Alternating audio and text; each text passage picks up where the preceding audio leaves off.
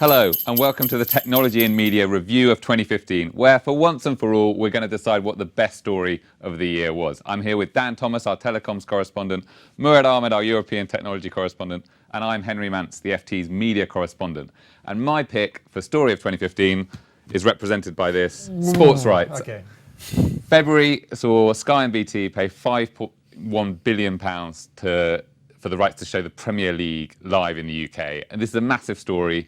It's massive because it's 70% more than last time.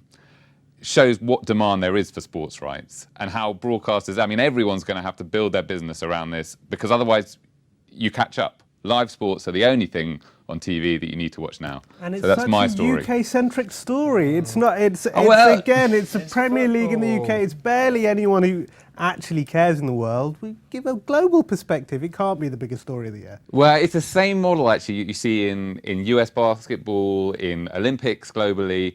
People need sports rights because otherwise you cut the cord, you go for Netflix. The one thing that the traditional broadcasters have are the rights to live sport. But does it really matter? I mean, ultimately, do more people watch it now? Probably not, because it's more expensive. I mean, for people, this is a disaster. It's a terrible story. Well, that's part of the story. I mean, you look at the UK, you've got Virgin Media, one of the big cable providers, saying it's going to make a regulatory complaint. It has made a regulatory complaint, and it wants intervention by the regulators so that prices are kept low for consumers. So you can already see that kicking off into a political Regulatory complaints, always the best part of any story. All right, what have you got, Murad? What have you got for us? So I brought along a unicorn. It may Sorry. It's a unicorn. That is not actually a unicorn, It may is it? look like a rhino, but I'm going to blame the FT props department. It's actually a unicorn. Clearly is with its horn, and none of you have seen a unicorn before. It's got one significant Okay, so horn. why is the unicorn the story of the year? Well, it's to bring in your sports analogy, it's a bit of a year of two halves. In the first half of the year, I spent a lot of time talking to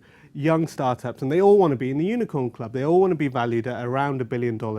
And they get a lot of cachet from it, they get a lot of publicity from people like me, and they get to hire better people. So there are now 140 of these young tech companies, and because tech is taking over the world.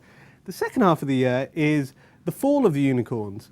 Tech valuations increasingly getting squeezed as people realise that these top line numbers aren't really built on much at all, and it's been really fun to cover their downfall, and it goes all across the world: US, China, Europe, so it's a real global story. My only doubt about this story is that we don't actually know whether there's been a wobble, whether the unicorn has been shot dead, do we? Because no, there haven't actually been big crashes yet. If there's a tech bubble, it hasn't burst yet. It's not going to be a burst. It's going to be a slow oozing over time, if anything. And the unicorn's horn. Absolutely, there is a slow puncturing going on, and it is starting to happen. You've seen companies like Square not living up to their valuation when they IPO. That's Jack Dorsey, very sexy man with a sexy beard. Come on, everybody loves all of that. And companies like Dropbox also finding that institutional investors are not valuing their stake as they once was. And this is only starting to happen. So it's an ongoing story, really important one. I think it's the story of 2016. But all right, what have you got on the telecoms? Expensive things get more expensive. I'm not sure about either of your two stories at the moment. Let's talk about something which people really care about, which is phones. People love their phones. People love their gadgets. People love look at this watch. It's fantastic, isn't it? It weighs a ton, looks terrible, but at the same time, people love this sort of stuff. Got sold out in Selfridges within about 3 hours when it went on sale. I don't know how many were sold. Why has it turned itself on? Is there a reason? I have no idea. Also, Okay. I can't work out how to use the strap. But I just want to first of all offer you one of my soft fruit. Can you guess what it is yet? Right, we're going for BlackBerry, are we? Which, A very relevant brand, I of course. can probably find an apple somewhere in my pocket as well. The thing, this demonstrates what I have in my pockets here. We've got a Galaxy S6 Edge. We've got, what's in here? This is another Samsung. No, this one's got a pen are you involved. selling some of these? This is like pen, huh? Okay. That is pretty cool, huh? And what else have we got? We got the BlackBerry itself, which I showed off earlier this year. It came out a couple of months ago, and it has this sort of nifty little keyboard for anyone who gets confused by modern technology and needs to go back about 10 years, which is clearly what like a lot of people, the traditional BlackBerry user now is into.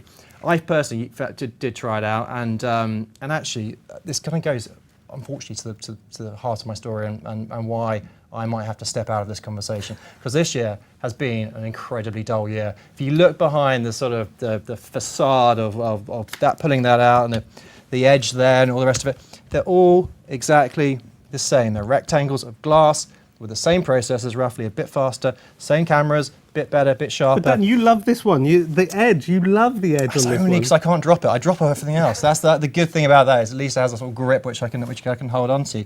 What I really want to see actually is someone do something a bit different, something different with the form factor next year. Maybe 2017's my year. I don't know. Okay, so we got one story which is nothing's happened with devices, another which is the unicorns are on the decline, and I think I would still say that my story, the rise of sports rights, is the only thing that broadcasters have really got left to cling to, is the big story of 2015. But I definitely have the best prop, right? You got the best prop. It's a Thanks unicorn very in much for disguise. watching, and Happy New Year.